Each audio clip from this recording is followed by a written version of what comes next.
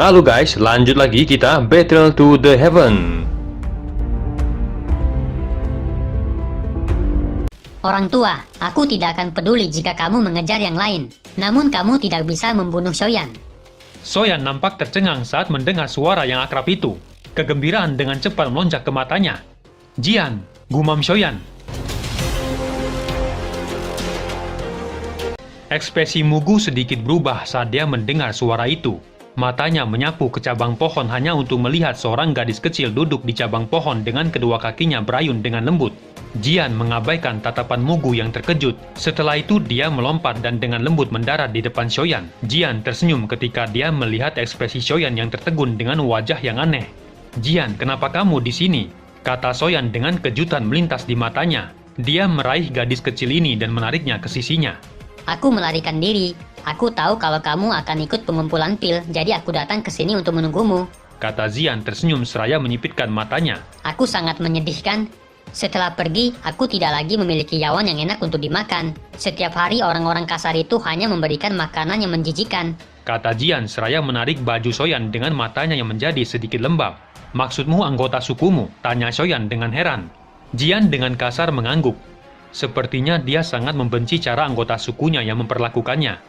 Soyan hanya menggelengkan kepalanya tanpa daya saat mendengar itu. Dia mengerti sifat Jian.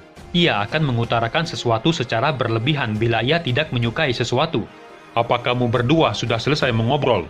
Bibi kecil, orang ini tidak mudah dihadapi," kata pria kekar menoleh dengan agak tidak sabar saat Soyan dan Jian sedang mengobrol. Kamu tidak perlu cemas. Pergi dan pukul dia. Tugasmu akan dianggap hampir selesai setelah kamu menghabisinya. Kata Jian dengan tajam sambil meringkuk mulutnya dan menunjuk ke arah Mugu yang berwajah suram. "Kamu benar-benar menganggapku sangat tinggi. Sudah bagus aku bisa memblokirnya. Jika bukan karena dukunganku, aku tidak akan bisa mengalahkannya," kata Songchan menjawab tanpa daya. "Bolehkah saya tahu siapa teman ini?" tanya Soyan tersenyum seraya menangkupkan tangannya. Dia dipanggil Songchan. Aku memanggilnya orang besar. Dia adalah kepala pegunungan 10.000 obat ini.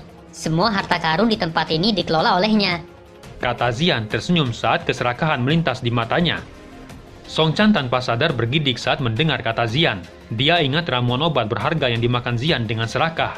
Anak kecil ini benar-benar seorang yang menyanyiakan harta karun. Dia adalah kepala pegunungan di sini, gumam Soyan terkejut.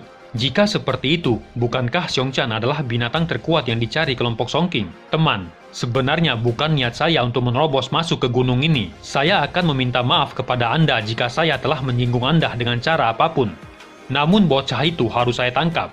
Saya harap Anda tidak ikut campur," kata Mugu berbicara dengan wajah suram. Songchan memutar matanya saat mendengar itu sebelum menjawab dengan kesal. "Kamu telah mendengar apa yang dikatakan nenek kecil ini sebelumnya. Saya harus melindungi orang ini. Bagaimana kalau kita melakukan ini? Aku tidak akan masalahkan Anda menerobos gunung, tapi Anda harus berbalik dan pergi. Apa yang kamu katakan?" Sudut mulut Mugu bergerak-gerak mendengar itu. Matanya perlahan menjadi dingin. Dia berniat menangkap Soyan dengan cara apapun. Hambatan siapapun tidak akan bisa menghalanginya kali ini. "Kalau begitu, kamu bisa pergi dan mati," teriak Mugu dengan kilatan tajam melonjak di matanya.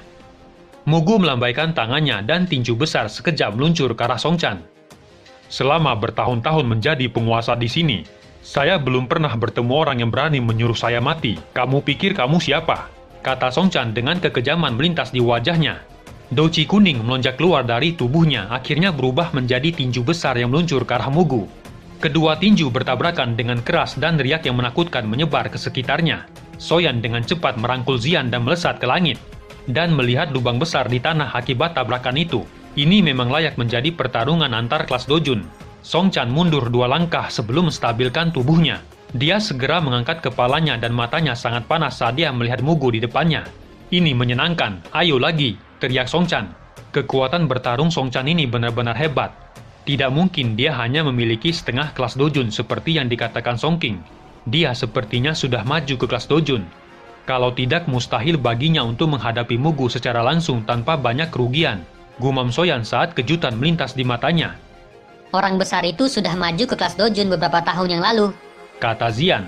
"Beruntung saya tidak mendengarkan Songking. Jika mereka mendengarkan Songking, mereka hanya akan menyerahkan diri pada kematian." Song King ini memang tidak bisa dipercaya, pikir Soyan. Mata Mugu nampak gelap saat dia menatap Song Chan yang memiliki wajah penuh minat untuk bertarung. Niat membunuh melintas di matanya, meskipun akan sulit menghadapi Song Chan. Namun itu tidak mungkin membuatnya menyerah. Tangannya dengan cepat membentuk segel. Doci biru dengan cepat melonjak dan menyelubungi kedua tangannya yang membentuk cakar besar. Keseriusan muncul di wajah Song Chan ketika dia melihat cakar besar yang diselubungi api biru. Mereka yang menghalangiku akan mati, teriak Mugu dengan dingin.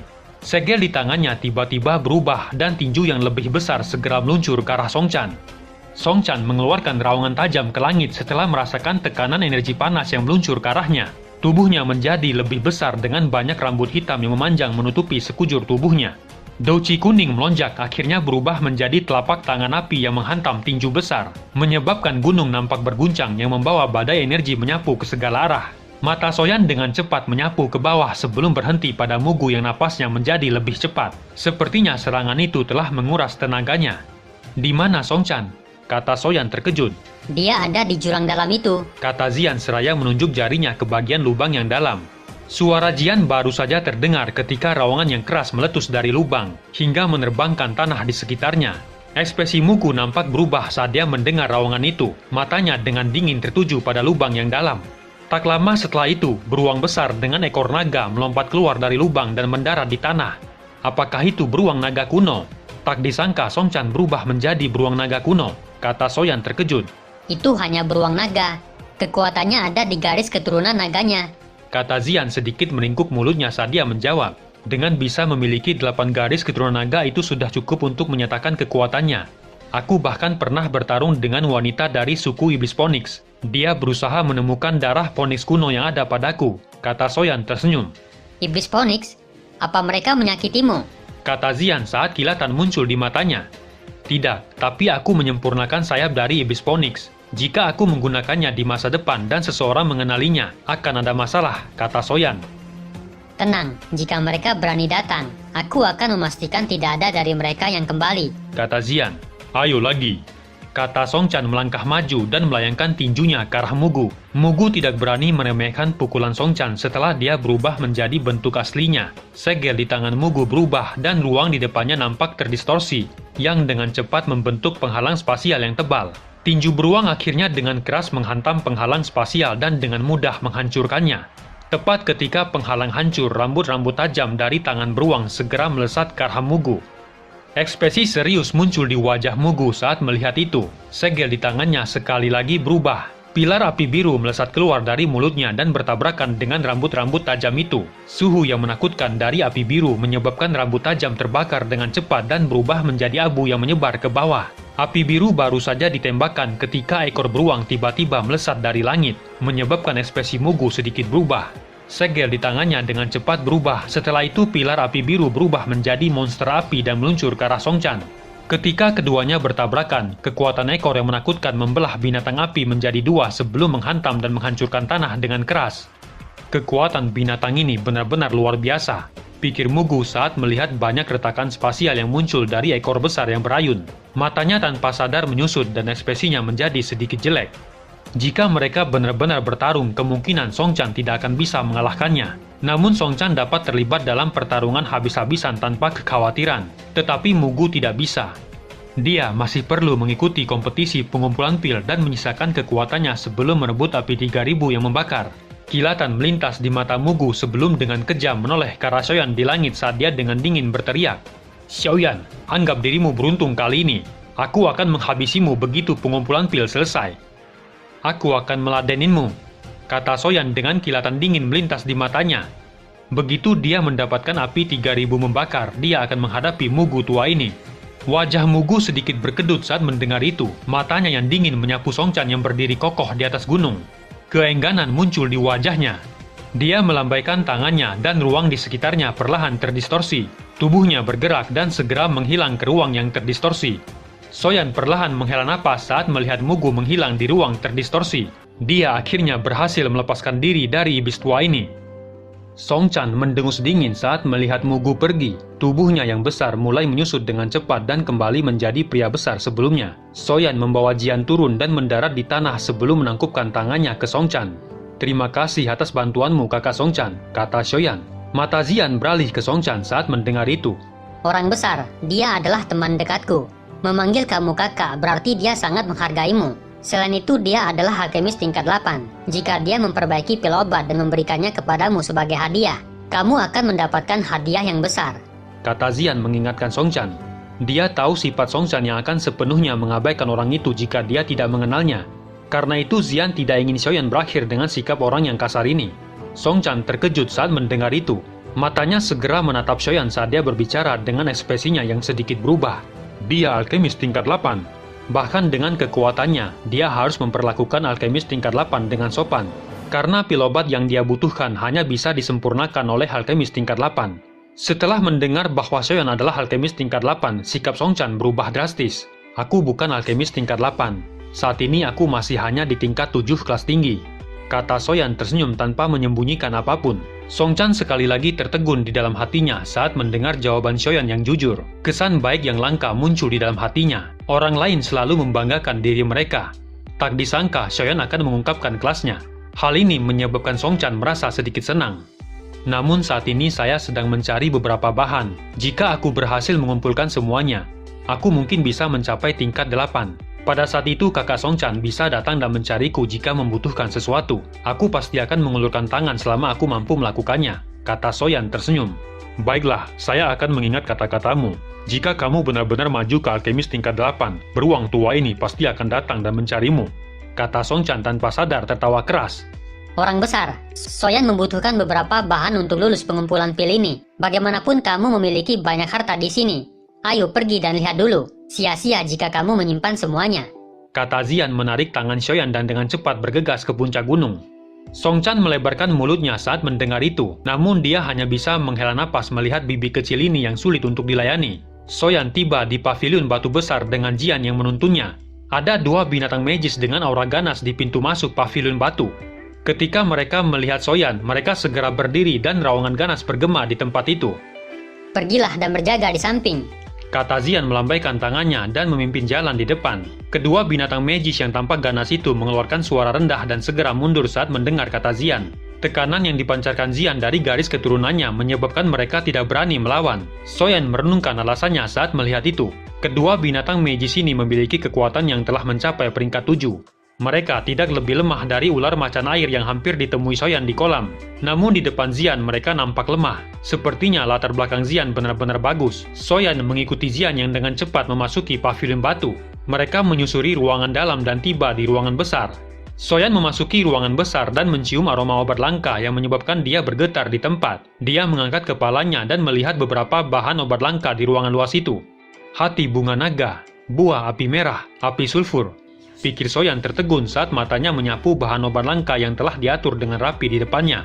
Kalian berdua telah mendapatkan semua obat langka ini dari pegunungan ini, bukan? Tanya Xiaoyan terkejut dan menoleh ke arah Zian. Zian tersenyum dan mengangguk. Kamu dapat memilih apapun yang kamu inginkan di sini dan bahkan dapat membawa semuanya ketika waktunya tiba. Bagaimanapun orang besar itu akan pergi. Meninggalkannya di sini hanya akan menguntungkan orang lain. Suara Zian baru saja terdengar ketika Song Chan memasuki ruangan. Sudut mulutnya bergerak beberapa kali saat mendengar kata Zian. Bagaimanapun dia akan meninggalkan tempat yang menggerikan ini, namun Song Chan masih merasakan jantungnya berdarah meski berpikir seperti itu. Kamu tinggal memilih apa yang kamu butuhkan, tinggalkan sedikit untukku saat kamu pergi, kata Song Chan seraya menggosok tangannya. Xiaoyan tanpa sadar tersenyum saat melihat tindakan Song Chan. Kakak Song Chan bercanda, semua barang di sini adalah milikmu. Sudah sangat baik kamu memberikannya beberapa kepadaku. Bagaimana aku bisa merebut barang-barangmu? Kata Xiaoyan. Dasar sial. Dia sudah mengatakan bahwa dia hanya ingin sedikit. Tidak apa-apa kan? Kata Zian tiba-tiba menoleh ke arah Song Chan. Cahaya ungu yang tampak seperti naga muncul di mata Zian saat dia mengatakan itu. Song Chan tanpa sadar bergetar ketika dia melihat cahaya ungu yang tampak seperti naga. Satu tekanan yang berasal dari garis keturunan Zian menyebabkan darahnya mendidih. Itu adalah tekanan naga leluhur, pikir Song Chan dengan ekspresi terkejut. Tubuhnya tanpa sadar sedikit membungkuk saat dia berbicara sambil tersenyum. Betul sekali, bibi kecil memang benar. Saudara Xiaoyan bisa mengambilnya semua. Jika kamu mengambil terlalu sedikit, kamu hanya akan meremehkanku. Saya Song Chan tidak akan senang. Xiaoyan melebarkan mulutnya saat mendengar itu dan mengangguk tanpa daya. Tatapannya melirik Zian yang tersenyum padanya dari samping. Dia tahu alasan Song Chan mendadak berubah karena gadis kecil ini. Karena kakak Songchan berkata seperti itu, aku tidak akan menahannya. Saat ini aku memang membutuhkan beberapa barang, kata Soyan menangkupkan tangannya sebelum memasuki ruangan yang penuh dengan bahan obat langka.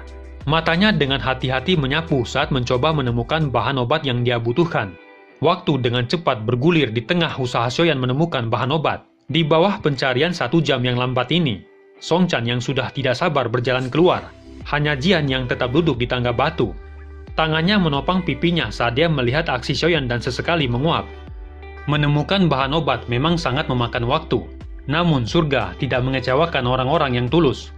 Ketika Soyan berjalan ke ujung yang lain, kakinya berhenti saat matanya tertuju pada batu hijau yang tergeletak di tanah. Batu itu nampak seperti batu karang yang ditutupi beberapa garis aneh dengan permukaannya yang sedikit transparan, memperlihatkan cairan kental yang mengalir di dalamnya. Mata Soyan mengamati batu hijau dan menekan kegembiraan di dalam hatinya. Dia membungkuk dan mengambil batu hijau seukuran telapak tangan. Dia dengan lembut mengguncangnya dan mendengar getaran air yang dipancarkan di dalamnya. Itu adalah inti giok surgawi, pikir Soyan seraya mengamati batu hijau. Ia akhirnya yakin bahwa itu adalah barang terakhir yang dia cari.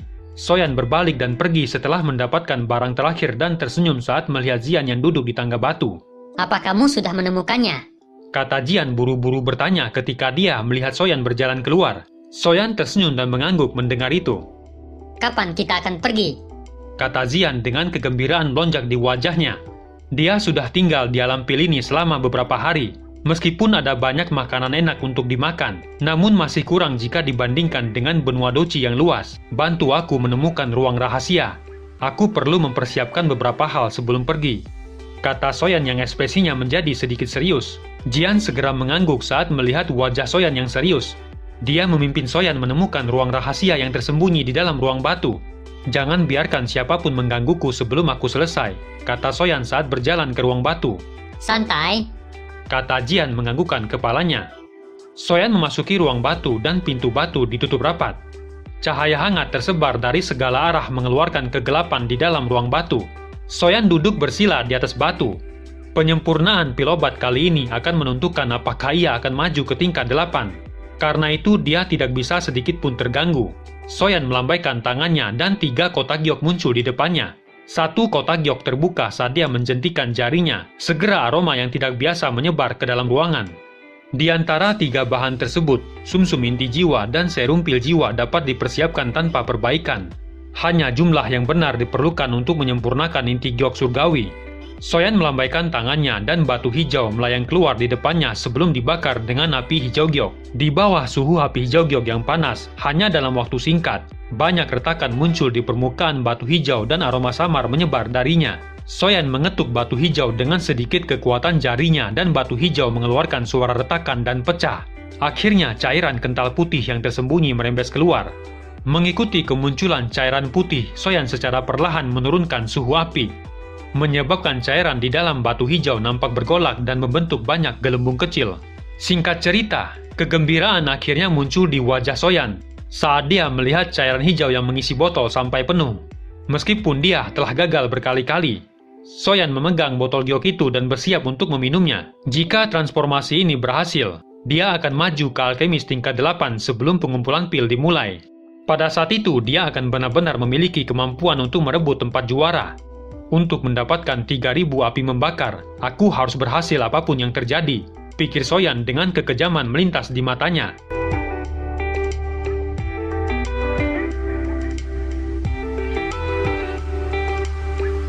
Cerita pun selesai. Nantikan spoiler selanjutnya guys. Buat yang belum subrek, dibantu subrek yo guys, biar jalan terus spoilernya. Buat yang udah subrek, mudahan dilancarkan rezekinya. See you and ciao.